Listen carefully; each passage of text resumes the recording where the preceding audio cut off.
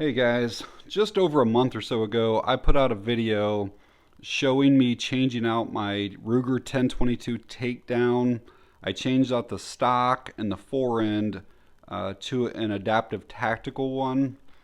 And in doing that, it gave me the ability to use a bipod with the rifle. But using the Ruger bag, it did not allow me to keep my scope on the rifle. It just wasn't enough room in this bag for it. And the other thing was, even though I'm able to use a bipod, I cannot keep it mounted while it's in this bag. So I have to keep the bipod up here in this pocket. And I'm going to pull everything out of this bag here today. I usually keep 100 rounds of ammo there. Rotary magazine. Keep a couple of the BX25s down here. I think that's everything there. And this part here is where I keep the receiver. And with the original one, I could keep the receiver and the scope on it. But because this is so much wider, if I tried mounting the scope, it was just too big to fit into this pocket. So that's there. And then I have to keep the scope over in this pocket now. And then I keep a couple 100 rounds of mini mags in there. And then the forend goes there. And again, you can see where I could mount the bipod, but unfortunately that pocket is way too small to keep the bipod mounted. So the folks over at Adaptive Tactical watched that video and saw me, I'm not going to say complaining, but mentioning that I couldn't leave the scope and the bipod and stuff on. And they reached out to me and said, hey, we have a solution for that. And you're going to be able to store all that stuff with your optics and with the bipods installed. Plus there's going to be room for a lot more. And so what they have sent me to take a look at is this backpack from Basin. And it was kind of specifically designed for the Ruger 1022 Takedown several years ago, probably 7-8 years ago at least. But there is a whole list of firearms that you can use this backpack for. If you go to their website and stuff, it lists all of them out there for you. But I figure I'll get this out of the package, and then we'll kind of go over some of the features of the backpack, let you kind of know some information on it, and then we're going to see if everything's going to fit in here like they say. Alright, got it out of that bag. As I mentioned before, this backpack has been around for years, 7 or 8 years at least. But this is not the original version. They have modified it every year or two. And I'm not exactly 100% sure what model this is or version, but I want to say it's at least the 4th or 5th version. They've added different things and modified and made interior pockets bigger, but this is their newest version. And I'll get you the exact dimensions here in a bit, but I actually still have the Ruger bag underneath of it. And it's almost the exact same length as the Ruger bag. And with the Ruger bag open, it's almost the exact same width. I think the Ruger's a little bit wider when it's open right now. And just so you know, that Ruger bag could never be worn as a backpack. Basically, they give you a shoulder strap, and it's more like a sling bag. That's the only way you could wear it, or just carry it with the handle. So this Basin one is called the Low Profile Takedown Firearm Backpack. I'll kind of show you some of the stuff here. We'll go over a lot of these features throughout the video as I show you stuff, but just kind of want to show you what it comes with here. And there is a UPC if you want to look at it. The color is black and gray. I don't know if they make other colors. I know they used to do a blue one, but that again was like earlier versions. I would prefer the black and gray myself, but this just shows you some of the firearms that you can use with it.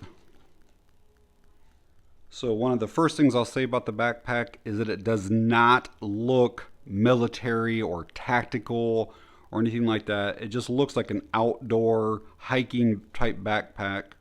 You know, there is not like Molly all over it, and it doesn't have, like the Ruger one's got a giant red Ruger logo on it. This one here says copper basin, but this is a patch, and you can actually remove that if you don't even want that on there and replace it with, you know, something else. But again, their logo's got like a mountain on it, and it literally looks just like a hiking or whatever backpack. I can tell you that the pack is made out of 420D nylon, but I don't know the specific waterproofness of it. It is 23 inches in length, 13 inches in width, and it can expand up to 5 inches in depth. There's several pockets for accessories or range gear, whatever you want to put in it. We have this little mesh one here in the front. All of these zippers are YKK, so basically some of the highest quality zippers that you can get. They have pull strings tied to them. So again, that little mesh one. There's one here. Now that does have some webbing in here, you know, for storage and keeping things organized. So there's 3 of those, and then the pocket goes down to here. So there's that one, and then there's a 3rd pocket behind those ones. Looks like we got a little like clip here for car keys, and then that goes all the way down to there as well. So 3 nice pockets there.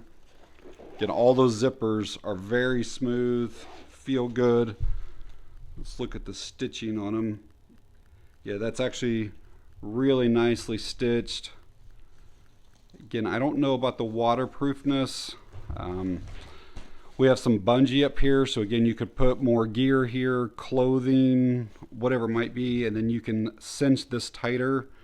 It's got the little thing there, you can pull that and make that get a lot tighter. At the top of the bag, got another pocket up here. It is obviously orange in color, so just about anything that you put in there, you're going to be able to easily see, even if you don't have much light. You know, whether it be a phone, or again, you could put car keys up here, a wallet, whatever you want to put up in there, it's easy to see. On each side, we have mesh water bottle pockets.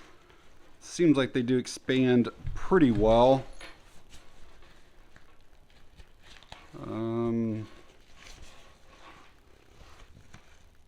This one here actually has a stitch, a thread through that. I don't know how well that's going to show up on camera, but right there, I don't think that's supposed to be there. Not a big deal, I can just snip that, but it kind of missed their quality control. Moving over to the back, we have the shoulder straps here. They are padded, quite a bit of foam in there, and obviously a mesh material. The back pad here is also padded with the same mesh material, and there's actually a lumbar pad that's right here that velcros down into place. The shoulder straps are adjustable, and then they have stays so that your excess is not moving around.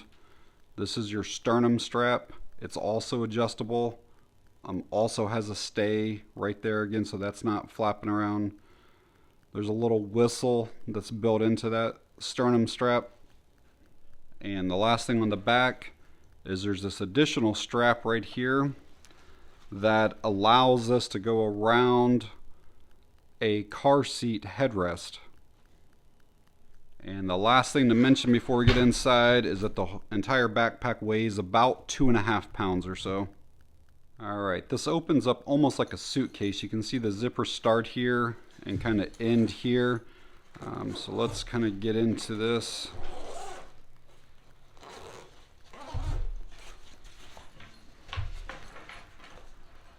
As you can see, that is fairly big once you do get it opened up. So we're going to have our pocket over here where we can put like the receiver and the stock. We're going to be able to put like our barrel and bipod and stuff like that over here. Magazines over here. And then this mesh pocket here, it does not zip, and I don't see any way of tightening it. But we'll be able to put maybe glasses or hearing protection or something like that over here in this one. So these two pockets here have like this padding. It's a fairly thick padding on each of them. And then they're also fleece lined, which is obviously going to help protect your gun and also your scope and stuff like that. It also helps reduce any type of noise from any type of movement. And you can actually cinch these down more to really kind of clamp down on your receiver and stuff like that in there if you want to. The dimensions on these interior pockets, this is 20.5 inches long by 10.5 inches wide by 2.25 inches deep. The one up here is 18 inches long by 5 inches wide by 2.5 inches deep. And then your magazine pockets over there are 9 inches long, 3.5 inches wide, and 1.5 inches deep. All right, I guess let's see if stuff starts fitting in here.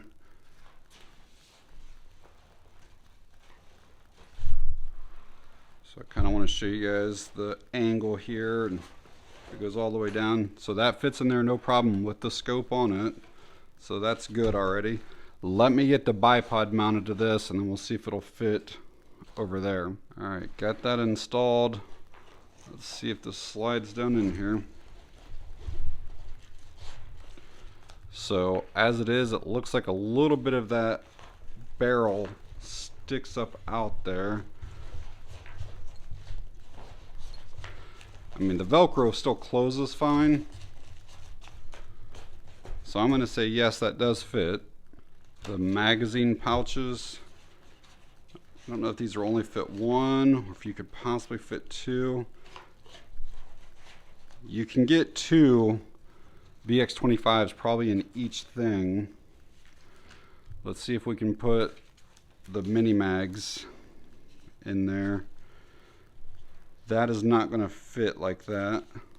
The foam padding that I wrap around these makes those a little bit too wide. But if you take the sleeves without the padding, you can get 200 rounds there. I had those other 50 round boxes and then that little rotary magazine. Again, I could put stuff in the front or just use that there. But that's everything that I had in that other bag. So everything did fit in this bag, plus I still have all of those front or exterior pockets that I could put a lot more stuff. In fact, I'll probably put this stuff out there. And again, this would probably be more suitable for like your hearing protection, is what I would say. So I'm just putting those 100 rounds of quiets and then that rotary magazine in one of those front pockets. Having the two zippers for your main compartment allows you to basically run a lock through them. So then there's basically, you can only go so far and then you could not open it any further than that. Now obviously somebody could take a knife or anything like that and just cut your bag open if they were to steal it or whatever. But it does prevent somebody from easily getting into the bag. Another nice thing about this bag is that you don't have to fully open the entire thing to basically get into your rifle and stuff. You can just do this here and open the top part. This here would allow me to get, you know, that part out, and then I could open up this and then pull that barrel and stuff out, and literally in a matter of seconds I could have things together and be ready to go. Wanted to quickly show you guys what that backpack looks like, basically hanging from a car seat. Again, you just take that strap, wrap it around your headrest, and then you can make this tighter if you want to bring it up higher or loosen it to bring the bag down lower. And as you can see from it hanging, I got the zippers up here, so I could undo that and be able to get into everything while it's still hanging up there. I also want to show you guys what this looks like as a backpack, because clearly that's what it's designed for. Just for reference, I'm about 6'1", 6'2", and around 240 pounds, and it fits me really well. Very comfortable. I have everything in it right now, including that 300 rounds of ammo. So before we get the bag back up on the table, one of the things that I would like to see on a future version is adding some type of carry or grab handle somewhere up here in the top. Pretty much every other backpack that I own has a handle, which is nice when you are, just putting it in and out of the car. If you set it down somewhere and you just need to pick it back up, it's really nice to have some type of handle here. And like when I was showing the car demonstration, I was basically having to squeeze this like this to kind of get it in place and get that strap around. And it just kind of made me think that it really should have some type of handle up on the top here. Wanted to real quick show you guys a couple of different water bottle sizes. This is a normal 16.9 ounce, and kind of what that looks like down in there. It's actually very secure. This thing is kind of like stretchy here, but then it like kind of cinches back down. You don't have to worry about that like sliding out of there. And then this one's a 30 some ounce bottle, 33.8 ounces. So significantly bigger. And that goes down in there fine as well. And one last thing to quickly show you. You can remove these shoulder straps, and if you want, you can store them down in this thing here. It just kind of helps the pack like store flatter. So I think this backpack is going to work out really well for my Ruger 1022 Takedown. But I saw on their list of like approved guns that it fits the KelTec Sub-2000. So I want to pull out the Ruger here and see if the Sub-2000 does indeed fit in this spot here. Oh yeah, that fits in there. No problems at all.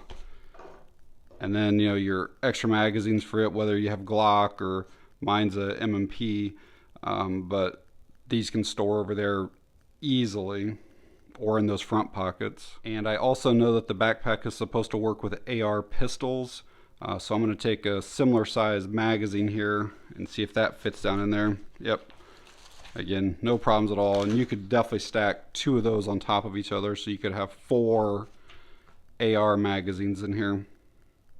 So I got to tell you guys, like overall, I'm really impressed with like the quality of the bag, the fit and finish. Like one of the things I didn't even mention earlier is in the bottom of these 2 main compartments is like this reinforced like PVC type material right here, because all of the weight is going to be going down this way once you actually lift the bag and put it on your back.